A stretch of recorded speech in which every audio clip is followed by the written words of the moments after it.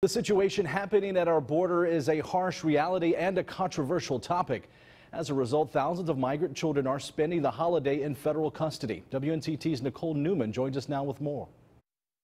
Today, more than 14,000 children, some as young as toddlers, are spending their Christmas at U.S. government detention centers. This is according to a recent report by the Associated Press. Now there's a call for action for the plight of these children to receive continuous media attention.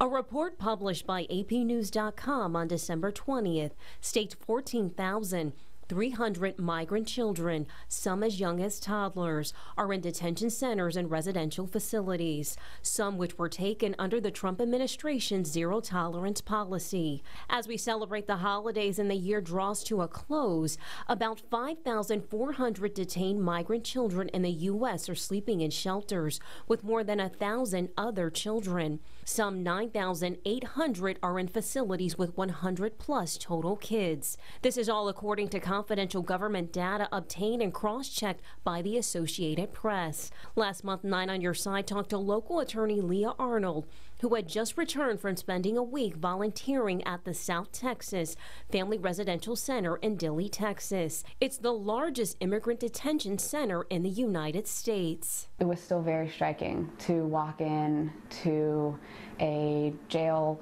facility with all of that security and see little children running around. There is now a petition on the petitionsite.com calling for continuous media attention on what's being called the growing number of days refugee children have been away from their families. According to the petition, its site sources suggest in the past year, 2,667 children were separated from their refugee parents for an average of 83 days each.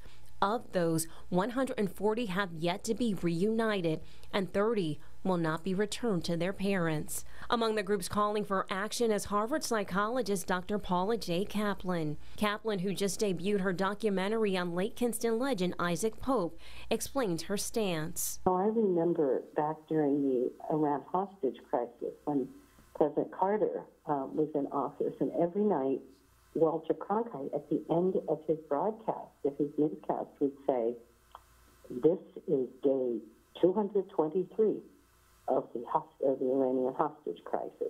Kaplan says it brought increased public awareness, and in bringing awareness, it's important to know while migrants are seeking asylum citing escalating violence in their home countries, there is a legal process that has to be followed. President Donald Trump has been very vocal about increasing border security. It's led to a partial government shutdown, Christmas Day marking the shutdown's 4th day with no end in sight.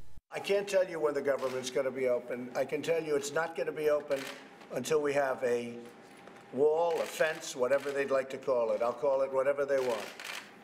But it's all the same thing. It's a barrier from people pouring into our country.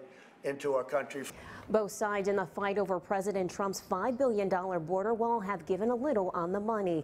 What they can't seem yet to agree on is what the money should be spent on. Nicole Newman, 9 on Your Side.